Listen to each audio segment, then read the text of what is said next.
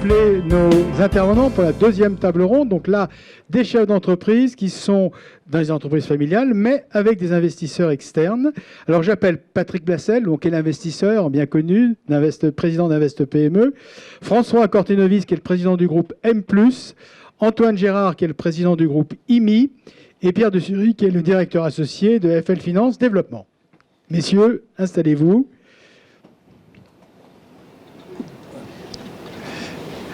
Merci de votre participation. Alors, pour cette deuxième table ronde, je vais commencer par le plus jeune chef d'entreprise, c'est-à-dire François Cortinovis. François Cortinovis, vous êtes président de M+. Oui, on a commencé par la quatrième génération à la table précédente. Là, maintenant, on commence par la première génération, toute première génération. Alors, d'abord, expliquez-nous ce que c'est que le groupe M+, et comment vous êtes devenu dirigeant de ce groupe. Donc M+, c'est un groupe qui est basé à La Chapelle-sous-Rougemont. Donc on fabrique des composants, des sous-ensembles, principalement par chaudronnerie, soudage et usinage. On travaille des matériaux un peu spéciaux, des super-alliages, des aciers inoxydables. Et donc on trouve des produits, le produit résiste à très haute température, notamment des systèmes de combustion pour les turbines à gaz, ou alors des contraintes de corrosion, de pression très importantes, comme des pompes cryogéniques. Alors on est 4 entreprises, on 250 personnes et 30 millions d'euros de chiffre d'affaires consolidé. Voilà, donc maintenant je présenterai Antoine Gérard, qui est le président du groupe IMI. Le groupe IMI, donc expliquez-nous ce que vous faites. Donc bonjour à tous. Donc le groupe IMI est un groupe familial qui a été créé par mon père en 1987, qui a racheté d'abord des sociétés pas dans la région. Puis en 1994, a racheté une société qui s'appelle toujours Cheval Frères, société elle-même beaucoup plus ancienne, datant de 1848. On a fêté les 170 ans l'an dernier, et autour de laquelle on a construit un petit groupe industriel qui compte aujourd'hui 800 personnes réparties entre la France, la Suisse, le Portugal et l'île Maurice, et on fournit des systèmes et des composants à destination de l'industrie horlogère et essentiellement l'industrie horlogère suisse. On va terminer le tour de table avec Pierre de Sury. Bonjour, donc Pierre de Sury, je suis associé d'une structure qui s'appelle FL Finance et Développement. Notre métier, c'est d'accompagner les entreprises et les entrepreneurs dans leurs projets de développement en intervenant sur 3 thèmes principaux qui sont le développement sous forme de croissance interne ou de croissance externe, le financement pour trouver les moyens financiers dans de bonnes conditions pour réaliser ces projets et tout ce qui est aussi réorganisation de l'actionnariat avec l'entrée-sortie d'actionnaires financiers ou l'association de managers au capital. Voilà. On va passer le micro à Patrick Blassel, donc, qui va nous présenter très rapidement d'abord Invest PME, dont vous êtes le président du directoire. Rapidement, Invest PME est un investisseur régional en capital, donc actionnaire des PME régionales, qu'elles se créent, qu'elles se développent, qu'elles se transmettent, qu'elles soient reprises par leur cadre, ce qui était le cas chez François Cortinovis. Et notre métier, c'est juste d'être actionnaire, associé et d'accompagner les dirigeants dans leurs projets. François Cortinovis, on vient de vous présenter votre entreprise et puis on a présenté votre parcours. Vous êtes l'ancien directeur général de M+. Vous avez racheté avec d'autres cadres cette société à François Didier, qui était le président fondateur. Comment ça s'est passé? Comment s'est passée cette passation de pouvoir? Et comment vous, aujourd'hui, en tant qu'ancien cadre dirigeant, vous arrivez à distinguer votre métier de chef d'entreprise au niveau de la gouvernance et votre métier d'ancien manager? Alors ça, c'était effectivement la principale caractéristique. J'étais donc directeur général du groupe et j'ai repris ce groupe donc avec 3 autres associés qui sont directeurs généraux des entités opérationnelles. Donc on a eu ce projet qui a été mûri, on a mis quelques temps à le faire, en accord avec François Didier qui nous a aidé à monter. Et très vite, on a senti... parce qu'on avait l'habitude de travailler ensemble au niveau opérationnel, on a senti qu'il fallait qu'on introduise quelque chose de différent pour appréhender la dimension liée à l'actionnariat. Donc, c'est là où on a approché cette notion de gouvernance. Donc ça n'a pas été, c'est pas simple tous les jours parce que lorsqu'on a eu nos premières réunions, les gens me voyaient comme le directeur général du groupe. Et puis dans ce système de gouvernance qu'on a mis en place, là l'idée c'est de dire on est entre associés et il faut qu'on arrive. Alors c'est quoi ce système de gouvernance que vous avez mis en place? Alors le système de gouvernance, on a plusieurs on a plusieurs systèmes, plusieurs points qui sont liés à cette gouvernance. On a un associé qui est présent en Hongrie, donc c'est pas simple. Donc déjà toutes les semaines, c'est le jeudi après-midi, donc on a 1 à 2 heures de discussion de call sur des sujets notamment de gouvernance. On a également accès à un truc qui est très bien, qui a été offert par le réseau Entreprendre. Donc on a eu un prêt bonifié par la BPI de 150 000 €. Et grâce à ça, on a eu accès à un comité de 3 chefs d'entreprise. Il y en a un qui est dans la salle, il est en face de moi, c'est Pierre Petitjean. On a eu Richard Paget, donc atypique, et puis on a eu Jean-Philippe Colère de l'ISI. Et ce sont des gens qui ont réuni à intervalles réguliers et qui nous apportent cette idée de recul, de vision, de management du management qui a été mis en place par Philippe. Alors dans ce comité composé de chefs d'entreprise, vous attendez quoi? Un éclairage sur éventuellement vos décisions stratégiques, sur quels sont les principaux sujets que vous abordez avec eux? D'une façon générale, parce que la gouvernance, on verra, on a d'autres points de gouvernance que j'attends moi du système de gouvernement, c'est effectivement d'arriver à enrichir une stratégie, à la valider, à contrôler sa mise en place. Et puis, je crois que la faculté première de ces administrateurs externes, puisqu'on peut les appeler comme ça, ce qu'on cherche, le profil type, c'est des gens qui bousculent. On veut du qui pique, quoi. Voilà, qui vous challenge un peu. Qui nous challenge, qui nous remettent en question. C'est pour ça que le choix des administrateurs externes, il est pas simple. Il faut avoir confiance en eux. On parlait de confidentialité, etc. Il faut entendre leur message, et puis il faut les accepter. Et puis ça permet de se remettre en question. Il y a des questions effectivement qui décident, mais c'est des gens qui vont vous dire assez rapidement, non, là, ça c'est très bien, ou là non, vous êtes complètement déconnant, ou alors voilà, vous avez une stratégie, mais vous dispersez, ça met trop de temps, etc. Donc c'est ce que moi j'attends, ou ce que nous on attend. Actionnaire de M+, de ces administrateurs externes, de ce système de gouvernance. J'aurais passé la parole à Patrick Blassel, investisseur institutionnel, vous avez de nombreuses participations dans la région. Vous, de votre côté, comment vous choisissez vos administrateurs? D'abord, est-ce que vous rentrez au conseil d'administration au niveau d'Invest PME, et est-ce que vous influez sur la gouvernance des entreprises qui font appel à votre investissement? Alors, l'entrée au conseil d'administration est une option très souvent utilisée, mais elle n'est pas systématique. Il y a des cas où on estime que ce n'est pas nécessaire, et bizarrement, on accepte d'être administrateur, ou on demande d'être administrateur, d'une part quand on sait qu'on peut apporter quelque chose, mais surtout quand on sait qu'on peut aussi apporter de nouvelles compétences qui ne sont pas les nôtres, mais qu'on va chercher ailleurs. C'est-à-dire qu'en fait, constituer des vrais conseils d'administration auxquels nous participons, aux côtés d'autres professionnels, ça c'est intéressant. Il est important pour nous, et c'est un des critères de choix de nos investissements, d'avoir de la réceptivité de la part du dirigeant, bien évidemment. Mais tout à l'heure, il a été dit une chose importante, c'est que la gouvernance, ça ne se limite pas au conseil d'administration. Et dans les éléments qui nous permettent à nous d'évaluer la qualité de la gouvernance, il y a des éléments externes, bien évidemment, les compétences externes, qu'on essaye parfois d'amener, mais il y a aussi les compétences internes et qui peuvent aller jusqu'aux salariés de l'entreprise, qui pour nous font partie de la gouvernance d'une certaine façon, sans être les décideurs. C'est-à-dire d'être capable de remonter de l'information qualitative aux chefs d'entreprise, et c'est tout aussi important pour nous. Et la relation entre le décideur et quelque part cette gouvernance de la base nous paraît importante également. Je voudrais maintenant me retourner vers Antoine Gérard. Vous êtes le représentant, vous êtes le dirigeant d'une société deuxième génération. Alors, bien sûr, la première question, c'est comment ça s'est passé déjà entre vous et votre famille au moment où vous avez été désigné comme président du groupe IMI. Alors, comme je disais, le groupe IMI a été créé par mon père en 87. On n'était pas de la région. Donc moi, je connaissais fidèlement assez peu le groupe et j'ai commencé plus ou moins à m'y intéresser parce que mon père ne nous en parlait pas du tout, ce qui peut paraître un peu surprenant, plus ou moins à m'y intéresser au début des années 2000. Et il se trouve que j'avais travaillé à un moment dans une entreprise familiale, industrielle, avec des visions de long terme, et je me suis dit c'est vachement intéressant. Et puis j'en ai parlé à mon père, il m'a expliqué un peu ce qu'était le groupe, il m'a parlé de cheval. Et voilà, il m'a dit est-ce que ça t'intéresserait de venir au sein du groupe, ce que j'ai fait en 2005. Et c'est vrai que j'ai eu la chance qu'il me laisse finalement les rênes de l'entreprise assez rapidement. En 2009, j'avais 36 ans. Donc lui, il a pris la présidence du conseil de surveillance et moi la présidence du directoire. Donc pour répondre à votre question, est-ce qu'il y a eu un processus très clair? J'aurais tendance à dire que non. Et c'est d'ailleurs, à mon avis, un des enjeux importants pour le passage à la troisième génération. C'est-à-dire qu'on se rend compte que la première génération, entre guillemets, ou le passage à première à deuxième, entre guillemets, bricole un peu. Et la difficulté du passage à la troisième génération, c'est qu'on est à un moment où fatalement les intérêts des familles ont tendance à diverger, ou en tout cas les visions ont tendance à diverger.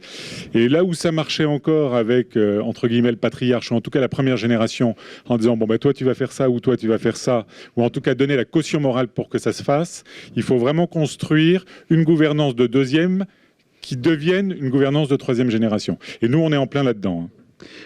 En plein là-dedans, en plus de ça, vous avez déjà des investisseurs financiers dans votre groupe. Oui, alors la façon dont le groupe s'est construit, mes parents n'avaient rien. Il se trouve qu'on est d'une famille de 6 enfants. Voilà, mon père était cadre dirigeant de grands groupes. À un moment, il en a eu ras-le-bol. Il a dit, je crée ma boîte. Et il a mis, à mon avis, ses indemnités de licenciement et c'est pas allé beaucoup plus loin. Et donc, il a été minoritaire. Il a eu 5%, puis 10%. Et il est monté petit à petit. Et c'est vraiment avec l'accompagnement d'investisseurs financiers externes qu'il a pu construire le groupe et qu'on a construit le groupe pendant ces 30 années. Mais le fait d'avoir des investisseurs externes vous oblige quand même à avoir une certaine structuration de votre gouvernance. Alors, c'est là où c'est assez positif, en fait. Autant de temps en temps, je peux rentrer un peu dans l'art des investisseurs et de leurs exigences. Néanmoins, je considère, en tout cas que dans notre cas de figure, c'est un allié objectif de l'entreprise. Pour plusieurs raisons. La première, déjà, c'est que, je crois que c'est Pierre qui disait tout à l'heure, c'est que ça nous oblige à rendre des comptes beaucoup plus qu'auprès d'une famille. Et on est là en train de se dire les résultats de ce mois, les résultats du trimestre, etc. Et c'est finalement assez sain. Et la deuxième raison, c'est que ça permet de sortir du caractère émotionnel et subjectif qui peut exister dans une famille. Et je pense que c'est, il y a un vrai équilibre à trouver. Et moi, c'est comme ça que j'ai essayé de construire la gouvernance du groupe IMI, si on peut l'appeler gouvernance, notamment quand on a fait une croissance externe il y a 3 ans, en disant on a la vision de la famille qui doit apporter les valeurs, la vision de long terme. La vision des financiers qui doit apporter la rentabilité, mais également nous conduire à nous poser un certain nombre de questions sur notre organisation. Et puis, on a fait rentrer récemment un administrateur indépendant qui est un industriel d'une ETI régionale. Pierre de Sury, qu'est-ce que ça vous inspire, ces exemples de gouvernance de PME, ETI, vous qui en voyez beaucoup aussi en termes de financement et de développement? C'est vrai que quand on a des sociétés qui sont en développement, le développement, c'est une accélération de la vitesse de l'entreprise. C'est des décisions qui doivent être prises de manière très, très régulière. Et la gouvernance est un élément qui peut stabiliser un petit peu ces prises de décision. Et c'est vrai que face souvent à la solitude du chef d'entreprise, mettre en place une gouvernance, c'est effectivement d'abord d'avoir des outils, de mettre en place des outils d'information, avoir des outils d'information qui sont à la fois financiers mais aussi opérationnels, qui permettent de voir comment évolue l'entreprise. Et c'est effectivement avoir des réunions qui sont un peu structurées, organisées, où on prépare les décisions, où on est obligé de se projeter, de répondre à d'éventuelles questions. Et ça, c'est l'intérêt, ce qui a été dit tout à l'heure, de mettre en place une régularité des instances de gouvernance. Et en faisant le fait de faire appel à des investisseurs financiers, c'est dans leurs contraintes, ils sont obligés de mettre en place des structures de gouvernance particulières. Mais je pense il y a des aspects positifs là-dedans, parce que ça permet de mieux formaliser les décisions et de les prendre de manière objective. Oui, alors justement, j'aurais posé la question à Patrick Blassel. Est-ce quand vous prenez une participation dans une PME, dans une ETI, est-ce que vous imposez des outils de pilotage particuliers? Alors, en tant qu'investisseur extérieur? D'une certaine façon, oui, mais je crois qu'il n'y a pas de meilleur... je sais pas si ça fonctionne. Oui, je crois qu'il n'y a pas de meilleur outil imposé que les outils qui sont déjà utiles aux dirigeants. Et je pense que le vrai sujet, c'est déjà de convaincre le dirigeant de l'utilité des outils qu'on va lui demander. Alors pourquoi on impose, entre guillemets, une forme de reporting? C'est déjà parce qu'elle nous est imposée à nous-mêmes et parce que nous-mêmes, nous sommes convaincus du bien fondé de la chose. Quand j'y imposé à nous-mêmes, l'argent que nous investissons ne nous appartient pas. Il appartient à des investisseurs institutionnels. beaucoup sont là dans la salle aujourd'hui. Et ces investisseurs ont notamment dans leurs critères d'investissement le fait que la mise en place d'outils de pilotage et d'outils de gouvernance un minimum structuré dans les PME régionales sont des facteurs clés d'amélioration de la performance de ces entreprises. Et donc aujourd'hui, évidemment, nous en sommes intimement persuadés, et c'est le message qu'on fait passer. Alors oui, nous imposons, entre guillemets, une forme de reporting, une forme de gouvernance. La gouvernance n'est pas encore une fois que du reporting, mais en tout cas, on estime qu'il ne peut pas y avoir d'investissement en haut de bilan qui soit profitable à l'entreprise et profitable donc au fonds que nous gérons, s'il n'y a pas un minimum de partage, non pas des décisions, mais des réflexions, de partage des orientations de l'entreprise avec les dirigeants. Les dirigeants seuls sont les plus dangereux, et ils le savent le plus souvent également eux-mêmes, quoi. Voilà. Donc il est important qu'il y ait ce partage et qu'il soit un minimum structuré. François Cortenovis, le partage de la décision, vous qui êtes un ancien manager, qui maintenant pilotez ce groupe important, M+, comment ça se passe chez vous? Je dis comme revenir sur ce que dit Pascal, ce que dit Patrick. Il ne nous a pas imposé grand-chose. Il vous a pas imposé grand-chose, d'accord. Peut-être parce qu'on n'était pas si mal organisé que ça. Oui. En fait, je voudrais revenir pourquoi nous on a choisi un VSPME. Enfin, on présente toujours c'est l'investisseur qui nous a choisi. Nous c'est un choix qu'on a fait. Et pourquoi on les a choisis? Parce que très tôt dans le projet, ils se sont intéressés à ce qu'on faisait. Ils ont apporté des idées, ils ont formulé des avis, ils n'étaient pas retenus encore. Et c'est pour ça qu'on les a retenus. Pas parce que c'est les moins chers, je pense même que c'est peut-être les plus chers. Par rapport non. Donc c'est par rapport. Il y avait déjà cette idée. De gouvernance. Et puis ensuite, il y avait l'autre point qui avait été souligné, c'est la solitude du dirigeant. Moi, c'est l'inverse. J'ai pas tellement de solitude. J'ai 3 actionnaires qui ont presque autant que moi. Donc mon gros problème aujourd'hui, c'est pour ça que j'ai besoin de gouvernance, c'est d'aligner notre vision, notre stratégie, et de partager. Et aujourd'hui, je vois Béatrice qui passe c'est Bénédicte de Chevigny qui passe du temps avec nous au niveau d'un SPME et que je peux appeler quand je veux, avec qui je fais part de mes doutes et avec lequel on échange, etc. Et un des points d'amélioration de nos systèmes de gouvernance, c'est peut-être effectivement d'arriver à rassembler tous ces points. Parce que j'en ai encore d'autres. On a parlé du comité via Réseau Entreprendre. Il y a l'ancien dirigeant qui m'aide également, que je peux consulter. Et puis, on a un comité stratégique qu'on organise entre actionnaires. Donc, ce qui fait qu'on a peut-être beaucoup trop de points de gouvernance. Et puis moi, je rame derrière pour essayer de convaincre, d'aligner, etc. C'est pour ça que j'aimerais faire évoluer et peut-être unifier ce système de gouvernance. Alors, peut-être même une présidence que je n'aurais pas au niveau de la gouvernance et qui puisse animer. J'aime bien ce qu'a dit Philippe en introduction, tout ce côté émotionnel. Ouais, entre actionnaires, on est un peu différents et je pense que ce côté émotionnel peut être relevé ou résolu grâce à l'apport d'une gouvernance avec des administrateurs externes. C'est votre. J'ai répondu à la question, j'ai fait ma question. Non, mais c'était un point qu'on voulait voir ensemble, parce que vous avez une gouvernance effectivement un peu compliquée, d'après vous, enfin d'après ce que vous dites aujourd'hui. Et donc votre idée, c'est effectivement de la structurer un peu mieux, à la fois pour avoir plus de conseils, pour avoir des outils de pilotage que vous avez déjà. Voilà. C'est simplement d'unifier tous ces points-là. De se réunir tous en même temps, et puis faire ce travail d'alignement et résoudre ces problèmes de biais comportemental ou émotif. J'ai beaucoup appris, j'ai beaucoup aimé votre intervention parce que, en fait, je me suis retrouvé dans ce que vous avez expliqué. Antoine Gérard, vous avez les mêmes problématiques chez IMI ou dans un milieu complètement différent là? Oui, alors j'aurais tendance à dire que c'est assez différent. Donc moi, déjà de ma famille, je suis le seul à travailler dans l'entreprise, donc une famille nombreuse, on est 6 enfants, donc c'est également un sujet particulier à gérer. On s'est défini des règles entre nous. Au fur et à mesure des années, qui sont que les affaires de famille se traitent en famille. Ça, c'est une règle de base qu'on a choisi de prendre. Ensuite, la gouvernance, ou en tout cas l'organisation du conseil de surveillance, tel que je vous l'ai exprimé tout à l'heure. Et puis, moi, dès que j'ai pris la direction du groupe, assez rapidement, j'ai été en relation avec un certain nombre de consultants. Une consultante sur la partie RH, un consultant plutôt sur la partie business et un consultant qui accompagnait les familles. Et j'ai travaillé avec eux pendant 7-8 ans jusqu'à ce qu'on fasse cette croissance externe il y a 3 ans. Et puis on avait dit on arrêtera à ce moment-là.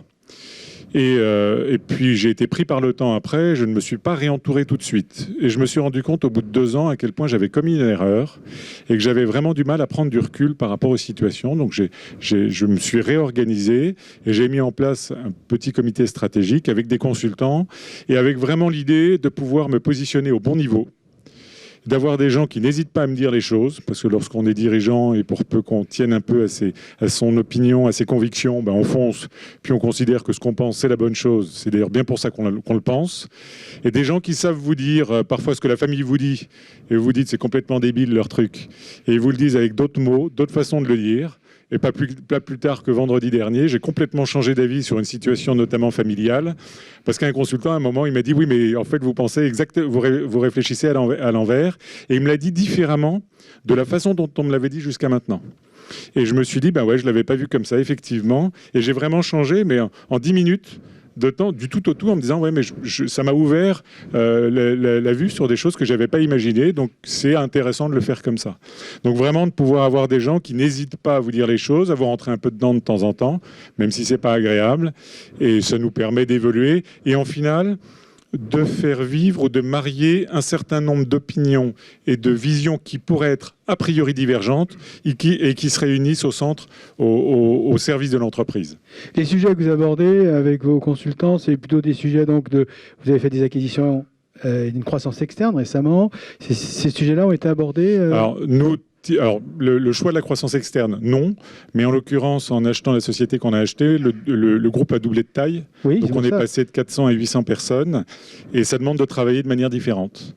Et il faut trouver le vrai bon positionnement de patron. On n'est plus patron de PME, on est patron de TI, j'en sais rien. Mais en tout cas, d'un groupe qui compte 7 usines. Donc, on ne peut pas travailler de la même manière. On ne peut pas demander la même chose au manager. On doit passer, je pense, plus de temps à la réflexion, prendre du recul, et c'est ce à quoi notamment ça m'aide. Vous avez, François Cortenovis, comme Antoine Gérard, vous avez des groupes internationaux, vous avez des usines dans différents pays. Est-ce que ça pose des difficultés complémentaires, supplémentaires dans la gouvernance, cette internationalisation? Comment vous traitez la question ?